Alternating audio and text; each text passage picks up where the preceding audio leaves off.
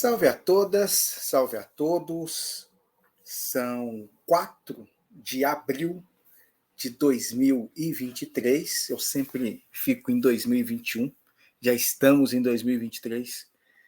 E hoje, dando prosseguimento aos nossos temas existenciais, focando um pouco ainda nessa questão da juventude e adolescência, que é o público-alvo nesse momento, embora o diálogo e a interlocução caiba a todos os segmentos, já que são questões ou temas existenciais, né?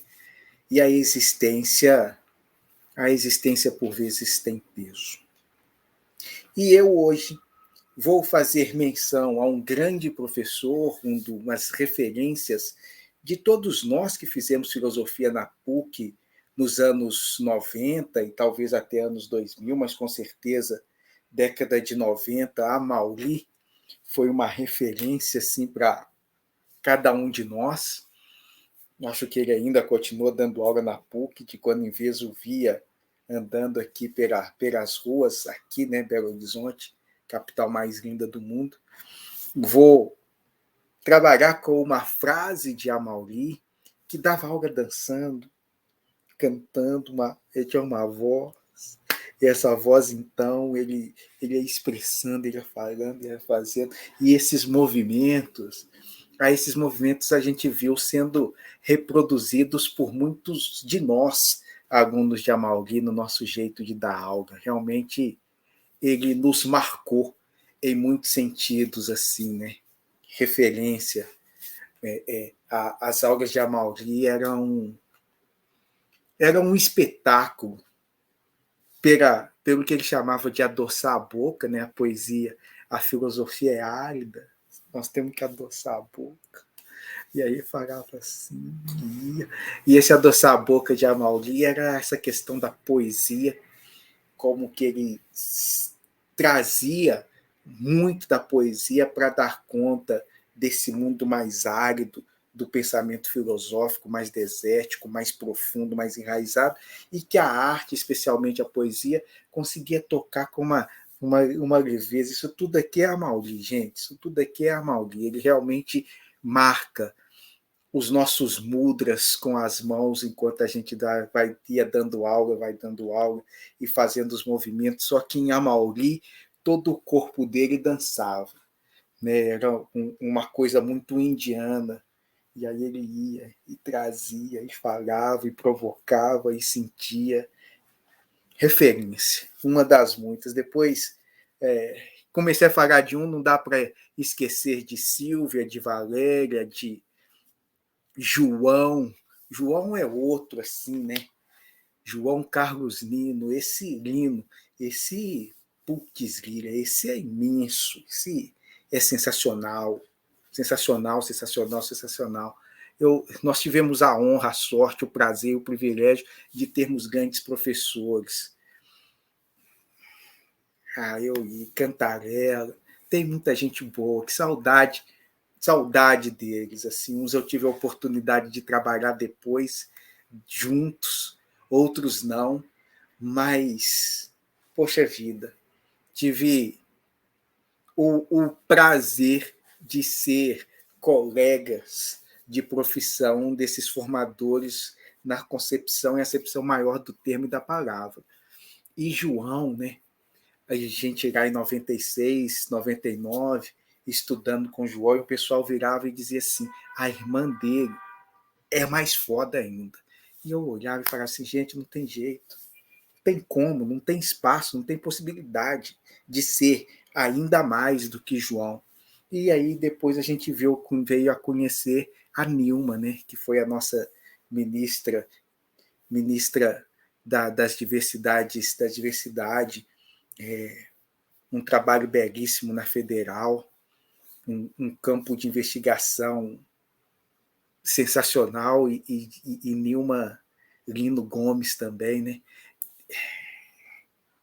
Encantadora e formidável.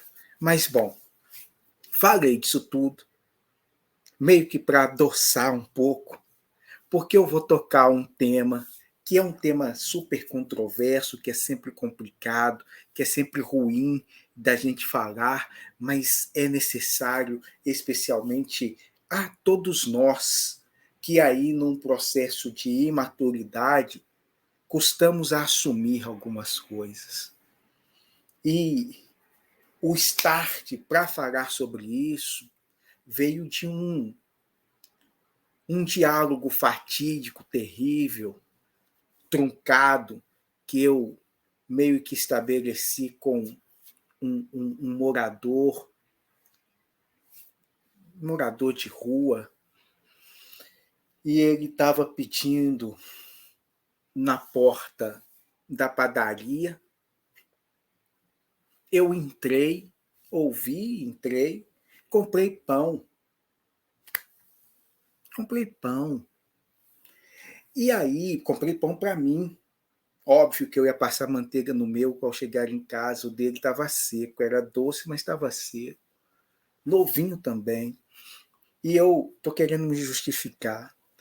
E eu fui entregar o pão a ele. Na verdade, eu não entreguei. Eu sempre pergunto: você aceita? Porque a pessoa pode não aceitar. E isso é legítimo. Não quero, velho. Quero não. E eu, achando que ele estava na porta da padaria, estivesse com esse processo de fome, fiz uma interpretação por minha conta. Comprar pão. Ele não bateu com pão em mim. Mas ele aceitou o pão, também não sei por quê. Porque eu queria ter levado o pão embora. E essa que foi o nosso truncamento. Truncamos aí. Porque ele não tinha obrigação nenhuma de receber. Eu não tinha também, a princípio, nenhum dever em dar. Não estava nessa de deixa eu praticar a minha boa ação do dia. Isso daí é mesmo as trocas que a gente vai estabelecendo com algumas dessas muitas pessoas que estão nessa condição momentânea, transitória, que estando numa proximidade de nós, a gente conhece uns, conhece outros, e essa foi a primeira vez que eu fui ter interação. Em um determinado momento ele me pergunta: você sabe o que é sofrimento? E essa é a questão que nós vamos trabalhar aqui. Ele já tinha brigado com todo mundo, enfim, ele não estava nos melhores dias, já tinha brigado, xingado, aquelas coisas todas, não só a mim, outros também. E eu olhei e falei assim: não. E ele fez uma cara de. Não posso falar o palavrão, porque eu prometi que eu vou ser um pouco mais educado, mas ele falou bonito o palavrão que ele falou. Ele não disse, mas ele falou mentalmente, porque eu falei junto com ele. Falei assim: porra, velho. E aí? Mas ele acabou. Ali acabou-se, né? Fiz o corte, um corte selvagem. Ali eu estabeleci realmente um fosso, um abismo entre nós. Coloquei. Nos distanciamos aqui. E não é que eu não conheça o sofrimento. O que eu estava querendo dizer era: eu não sei o que ele chama de sofrimento. O que era o sofrimento dele, eu não conseguia ver. Não é que eu não conseguia ver, eu não sabia o que era. Tem um outro, também truncado, e óbvio que eles são truncados. Não dá para estar na rua nessa situação feliz, rindo para todo mundo. Então tem mesmo uma raiva, tem mesmo uma exasperação, tem mesmo um mau humor, tem mesmo, tem mesmo. Mas esse possibilita algumas aproximações, e aí a gente vai trocando, e ele pede leite e biscoito. Aí a gente arruma para ele o leite e o biscoito. O leite menos, o leite eu não estou comprando nem para mim, gente. Então, nossa senhora, a caixa de leite está aí chegando nos 5 contos. Não sei quanto está na cidade de vocês. Eu olho por aqui e falo assim: gente, eu não compro. Não dá. Tem algumas coisas que simplesmente não dá para comprar. Mas o biscoito e o suco, rola de comprar. E ele mostra a barriga dele. E aí ele mostra a barriga dele e fala assim, não comi ainda. Isso é às vezes 8 horas da noite, 9 horas da noite. Não dá para exigir bom humor. E nem dá para pedir para esse pessoal vir e falar assim, olha que pessoas bondosas, carinhosas, que gente magnânima, passa aqui. Não dá. Eu sei muito bem, entre aspas, qual é o olhar que nós lançamos para eles. Qual é essa repulsa e nojo que muitas vezes lançamos para as pessoas que estão em situação de rua e diversas outras situações por aí. Como que essa nossa moralidade, por vezes, eu vou usar o termo cristã, no seu aspecto religioso, acredita mesmo que nós estamos aqui num prisma e numa perspectiva de superioridade e olhamos para os inferiores. Deixe-me dar a minha esmola, deixe-me fazer a minha caridade e mostrar o quanto eu sou magnânimo. Não é essa a perspectiva, muito pelo contrário, essas coisas pouco me comovem ou quase nada. É mesmo essa troca de temos ali seres humanos em situações nas quais qualquer um, em qualquer momento, pode vir a vivenciar. E quando a gente para escutar um pouco da trajetória de vida desses moradores de rua, a gente vai vendo que sim, é algo que pode acontecer na vida de qualquer um. As situações e os casos, uma hora a gente volta para contar. Relembro apenas de um professor nosso aqui, de uma escola central, tradicional, pegou fogo esses dias, e ele começou a beber. Trancado, turvado, truncado, processos mil acontecendo fora daquele ambiente escolar. Vai ano, passa ano, perde um cargo, tem advertência, perde o cargo, não consegue mais designação, acabou o processo, está na rua, perto da gente. Não é vagabundo, não é sem vergonha, não é pilantra, não é safado, não é bandido, não é marginal. É um ser que está lançado na existência como todos nós e que às vezes é difícil lidar com algumas situações. E aí tem 1 bilhão de casos que acontecem na vida da gente que nos desestrutura. E aí, de novo, dialogando, você sabe o que é sofrimento? Que eu faço a cambalhota, o salto mortal e vou para o meu querido professor Amaury. Porque Amaury, aqui eu vou imitar, eu vou tentar. Amaury chegava na sala, eu não lembro mais qual era a matéria que ele estava dando, eu acho que era existencialismo. Aí ele olhava e dizia assim, não fazes favor algum em significar a própria existência. E eu repeti isso muitas vezes para os meus alunos.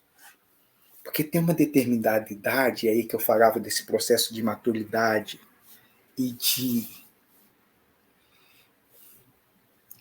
dificuldade de adoecer, de crescer, que esse entendimento de que o outro, a vida, a existência, te deve alguma coisa. Essa é a posição de mendicância mais terrível que a gente pode se encontrar. E a maioria de nós não consegue sair desse lugar. E pensa aí o mendigo enquanto situação de rua, ou o milionário, ou qualquer outro aspecto. Temos uma grande parte da população que acredita, temos partes nossas em nós mesmos que tem convicção de que a vida nos deve algo. De que seu pai, sua mãe, sua avó, sua tia, seu professor, o guarda, o prefeito, o Estado, o universo, Deus, te deve alguma coisa. E é terrível essa constatação de que não fazemos favor nenhum por existir. Não fazemos. e dar sentido e dar significado à nossa existência a partir desse vazio, uau! Como? De que jeito? Não tem, não tem, não tem. Eu estou vendo aqui questões familiares com primos. É uma família de média, classe média para baixo, e os caras estão acreditando que são herdeiros. Estão brigando por herança. Os outros tá pegando terreno de pai vivo e vendendo. E eu ponho a mão na cabeça e fico assim, mas gente, que é isso? Que lógica que é essa? Que mendicância é essa, velho? Não devem nada. Seu pai, sua mãe, sua avó, sua tia, seu bisavô, seu tataravô, não te deve nada. Ninguém te deve nada. Se a gente puder trocar, compartilhar, lindo. Mas você acreditar que seu pai tem que, sua mãe tem que, ou a vida tem que, é uma mendicância complicada, muito tensa. Vai cantar Mano Brown, não tive pai, não sou herdeiro. Para as pessoas que têm esse corte mais sofrido, mais arrebatador, mais castrativo, mais castrador, às vezes mais tranquilo caminhar, né? Tem. Se eu cair, sou eu mesmo que tenho que levantar. Não tem um amigo que chama de gaiola de ouro. Não tem lugar para dar o pouso seguro. Tá sozinho. Tá sozinho. E tá sozinho, gente. Putz, é uma perspectiva de sofrimento que eu tenho acompanhado em muitas partilhantes. Nossa, é tenso, complicado, difícil, árduo, mas ainda assim, contudo, entretanto, todavia, ninguém te deve nada. E isso de não fazemos favor algum em significar a nossa própria existência é o nosso trabalho diário. E um trabalho diário que entendo toda a revolta. Sou também um revoltado. Menos hoje, mas sou. Tenho aqui minhas revoltas. Rasgo a bochecha com a unha, jogo e incendeio o meu próprio corpo, faço escarcéu com as minhas revoltas. As minhas imaturidades, os pontos e os lugares nos quais eu acredito que todos me devem alguma coisa, todo mundo me deve alguma coisa. Vocês não sabem quem eu sou e vocês não sabem com quem vocês estão falando. Vocês me devem esses arroubos. Aí a gente acorda e fala assim, moço, isso daí já passou, velho. Você não está mais nesse capítulo, nessa página existencial desta ou de outros momentos. Muda a página, atualiza aí. Os moradores de rua, estou vendo as olhos aqui, dessa distância eu enxergo mesmo. Os moradores de rua ensinam muito. Ensinam muito. Eu me recordo de uma, eu já contei esse caso várias vezes. Um lugar gostoso, fazia uns salgadinhos muito gostosos, com preços muito justos. Eu tinha acabado de comprar 2. Um eu tinha acabado de dar uma pequena dentada. Aí a moça entra e me pede. Eu tinha 2. Isso tem décadas. Olha assim, toma um. A moça olha para mim e diz assim, legítimo, gente, não é o que ela disse, não, que eu acho isso massa demais. A moça diz assim, fala assim, eu não como nada, eu não como o resto de ninguém, não. Eu falei assim, meu Deus, que vergonha. Pedi desculpa para a moça. O pessoal que estava em volta arregalou um olho desse tamanho, não acreditando na resposta que ela deu, porque a gente acredita que a pessoa em estado de fome tem que comer qualquer coisa. Acho que não tem, não. E o que me chama a atenção nessa história é que quando eu olho para ela de novo, não é mais a, a pessoa que tinha me pedido, é uma condessa, quase que norueguesa, escandinava, com aqueles trem no cabelo, com aquela sombrinha, com aqueles vestidos que dão 400 mil voltas, eu não vi o espartilho, mas aquele figurino de condessa, de uma coisa assim, a Luís XIV. Foi ela que me respondeu. E essas marcações são bonitas, porque às vezes a gente vai olhando algumas sobreposições de alguns moradores de ruas, nossas também, estou falando deles, e depois chego em nós, parte da arrogância, achando que o mundo me deve favores, vem de algumas situações em que eu estive em posições de comando. Então, vocês, meros mortais, me devem. Aí você vira e fala assim, ô, ô, ô, século XXI, Kelsey, ô! Aí você acorda, é mesmo, só, legal, entendi. Porque senão a gente fica súditos, cadê vocês? E a moça ali era isso. Como que ela ia comer o resto da boca de um preto, gente? Pode. Ela se via atualizada na situação que ela se encontrava hoje, em situação de rua? De jeito nenhum. E se em algum momento ela vai conseguir ver, eu acredito que não. Então, o mundo deve mesmo para ela. Nós devemos muito para eles.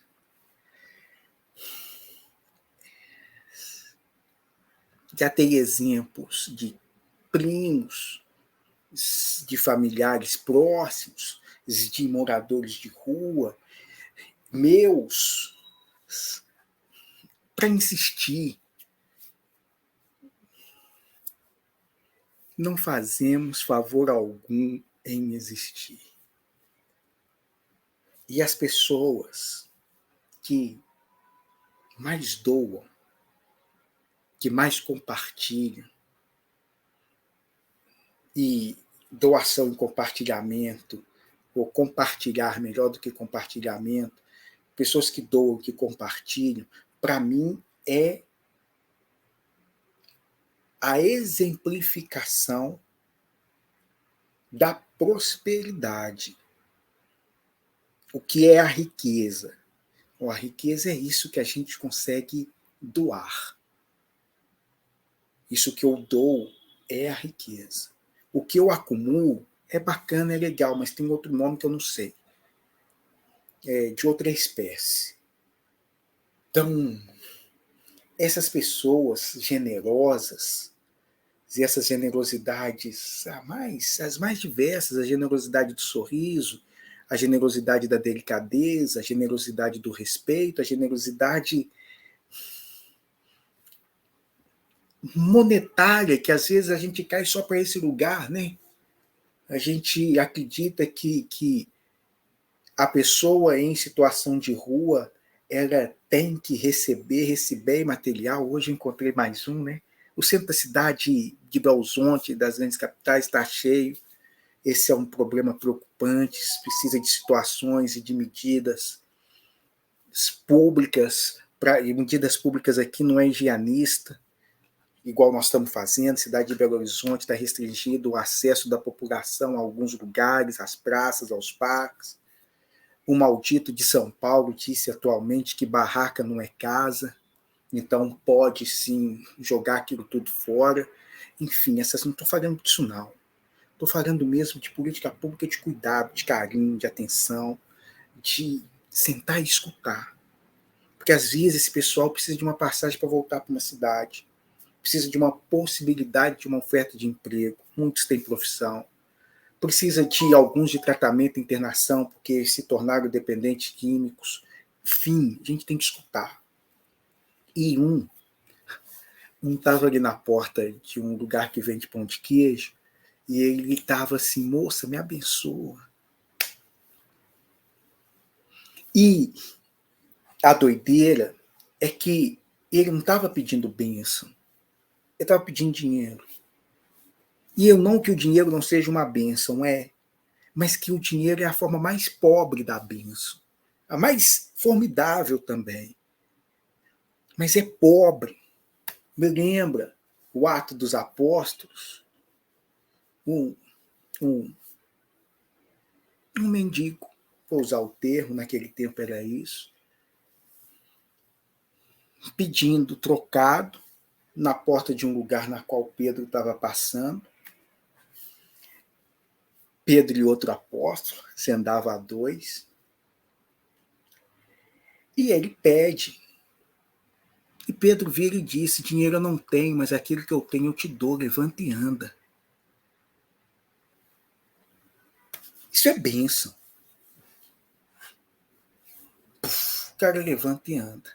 Aí tem um outro que viu, fica maravilhado, chegará para Pedro e fala assim, me ensina a fazer esses seus truques, me vende isso aí para me passar e ganhar um dinheiro com esses trecos, eu vou ficar meio milionário com isso, eu vou fazer um canal no YouTube que eu vou ficar ensinando as pessoas a fazer isso aí. Falou isso lá para Simão 2000 anos atrás, pode ver na Bíblia, lá dos apóstolos, vocês vão ver que não foi isso. Só atualizando o discurso. Isso é de uma pobreza terrível. Pegar a graça e transformar nisso. O que Pedro fez por aquele senhor não tem preço. É impagável. A possibilidade de Pedro fazer isso com alguém ou por alguém vem de um estabelecimento de uma lógica na qual, olha, o sentido que eu vou dar para o meu existir é servir. Onde, como, de qual modo, cada um de nós vai encontrar o seu. Mas é nesse ato de servir, de se doar, de se encontrar, que isso vai, né? A gente encontra sentido ao. É muito complexo, muito difícil a gente parar, pensar, analisar todas as desigualdades, todas as diferenças, todas as discrepâncias e achar que é isso aí. A gente entra mesmo no processo, no caminho de revolta. E quem que são os culpados? É óbvio que é meu pai. É claro que minha mãe, nem para que eu nascesse rico, esses dois serviram. Então, xingar eles tudo. E aí a gente perde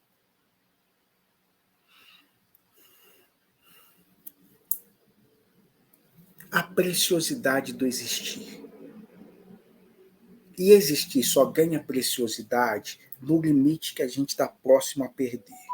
Até então não tem muito sentido, não. Até então dá para ficar amaldiçoando tudo. Mas na iminência de perder, nossa, como as coisas ganham um outro colorido. E acreditamos que é possível ter essa reflexão antes que essa perda ocorra. Então, qual é o sentido que tu está dando para a sua existência? Ou você está realmente muito convicto de que é um favor que você está fazendo ao existir? Sem você, nossa, o que seria do universo sem você no meio de nós? É isso? complicado.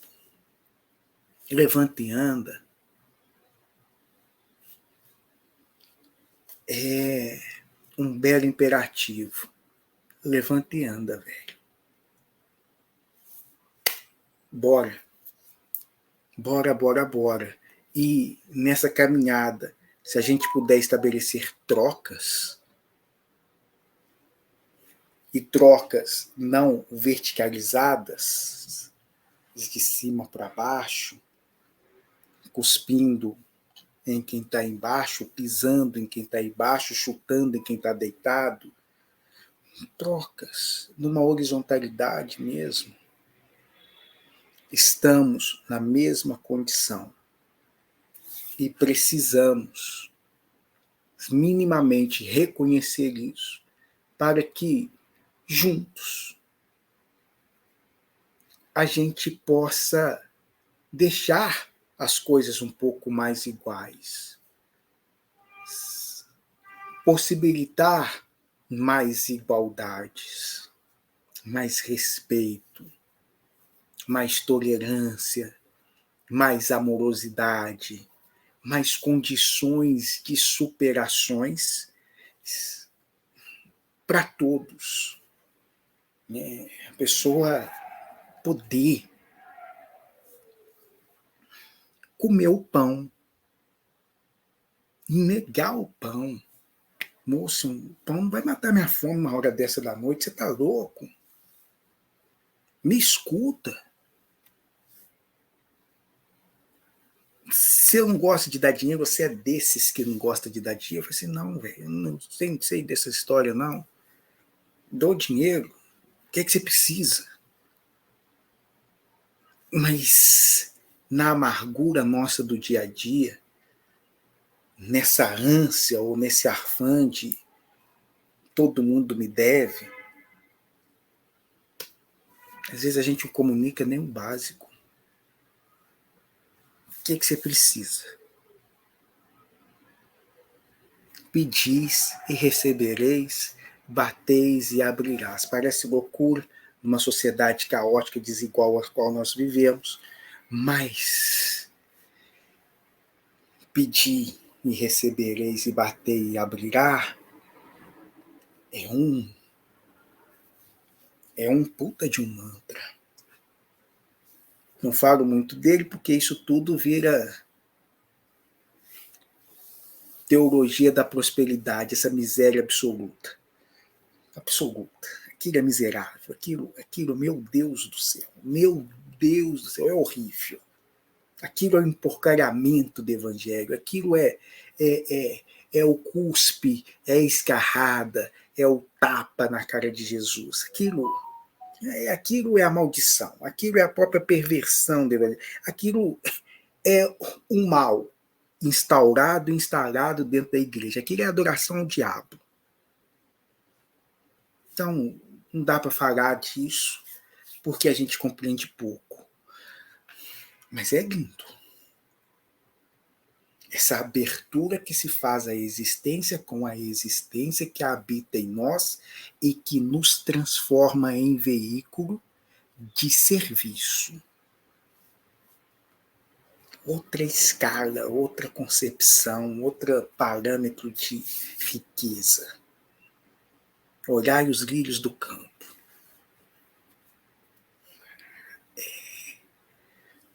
Não dá para falar muito. Quetei.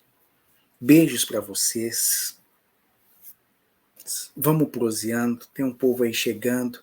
Eu não sei fazer essas coisas aí de patrocínio, de mexida, do marketing digital, não sei. E cada vez mais quero aprender menos. Então, beijos imensos no coração. Abraço fraterno na alma de cada um, precisando de ajuda. Entre em contato, tô no Instagram, tô lá no Facebook, tô no WhatsApp, tenho os e-mails, manda lá que a gente vai proseando. Deixa aí também, enquanto perguntas ou questões, não sei, do jeito que vocês acharem mais tranquilo. Recebo de alguns dialogamos com alguns e vamos, na medida do possível, nos auxiliando, trocando. Agora eu vou mesmo. Beijo grande em vocês.